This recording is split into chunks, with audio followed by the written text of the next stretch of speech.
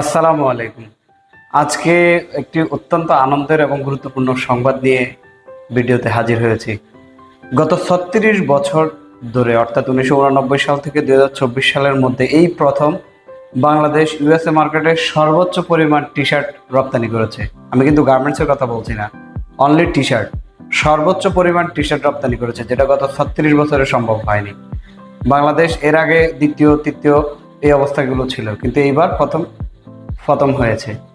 এর আগে বাংলাদেশের প্রতিদ্বন্দ্বীগুলো ছিল Honduras, Nicaragua, Vietnam, China, Germany ইত্যাদি ইত্যাদি কান্ট্রিগুলো। তবে আমি যদি গত এক বছরের পরিসংখ্যান দেখি, অর্থাৎ ২০২৪ সালের প্রথম ৬ মাস জানুয়ারি থেকে জুন পর্যন্ত, তখন এক্সপোর্টের ফার্স্ট ছিল নিকারাগুয়া, অনলি টি শার্ট এক্সপোর্টে। নিকারাগুয়ার তখন ছিল $39 কোটি। দ্বিতীয় অবস্থানে ছিল হন্ডুরাস, তাদের ছিল $35 কোটি। বাংলাদেশ তৃতীয় অবস্থানে ছিল, তাদের ছিল $27 কোটি, এবং ভিয়েতনাম ছিল $26 কোটি। কিন্তু এইবার অর্থাৎ ২০২৫ সালের জানুয়ারি থেকে জুন পর্যন্ত প্রথম ষান্মাসিকের যে পরিসংখ্যান এসেছে, তাতে দেখা গিয়েছে যে বাংলাদেশ এইবার সর্বপ্রথম এক্সপোর্টের দিক দিয়ে অর্থাৎ টি শার্ট এক্সপোর্টের দিক দিয়ে ইউএসএ মার্কেটের সর্বোচ্চ পর্যায়ে আছে, অর্থাৎ প্রথম অবস্থানে আছে। বাংলাদেশ এক্সপোর্ট করেছে $37 কোটি, যেখানে নিকারাগুয়া $36 কোটি, হন্ডুরাস $34 কোটি, ভিয়েতনাম $34 কোটি।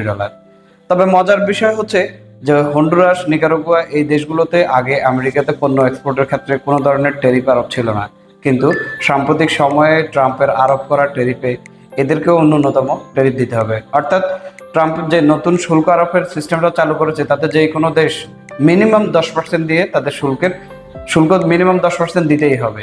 সেই ক্ষেত্রে নিকারাগুয়াকে 18% শুল্ক দিতে হবে এবং হন্ডুরাসকে দিতে হবে 10%।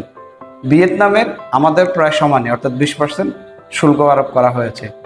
তো আমাদের শুল্ক তো আগেও ছিল, আর ওদের শুল্ক ছিল না। সুতরাং ভবিষ্যতে দেখা যাচ্ছে যে আমাদের যে প্রথম অবস্থান, যদি বাংলাদেশের রাজনীতিক এবং সব ধরনের পরিবেশ ঠিক থাকে, তাহলে ইউএসএ মার্কেটে আমাদের টি শার্ট এক্সপোর্টটা এই অবস্থায় থাকবে, অর্থাৎ আমরা প্রথম অবস্থানেই থাকতে পারবো।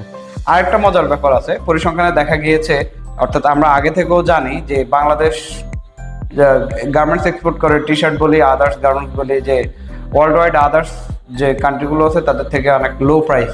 বাট টি শার্টের যে এক্সপোর্ট, সেটা অ্যানালাইসিস করে দেখা গিয়েছে যে বাংলাদেশ যে টি শার্ট এক্সপোর্ট করছে ইউএসএ মার্কেটে, সেটার অ্যাভারেজ প্রাইস, অর্থাৎ অ্যাভারেজ প্রাইসেই প্রতি পিস $1.76, যেটা আপনার চায়নাতে $1.67 এবং হন্ডুরাসে আছে $1.74।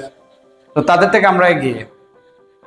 তার মানে বাংলাদেশ কোয়ালিটি এবং প্রাইসের দিক দিয়ে নেগোশিয়েট শুরু করেছে, যেটা বাংলাদেশের গার্মেন্টস শিল্পের জন্য অত্যন্ত আশাব্যঞ্জক। ধন্যবাদ সবাইকে।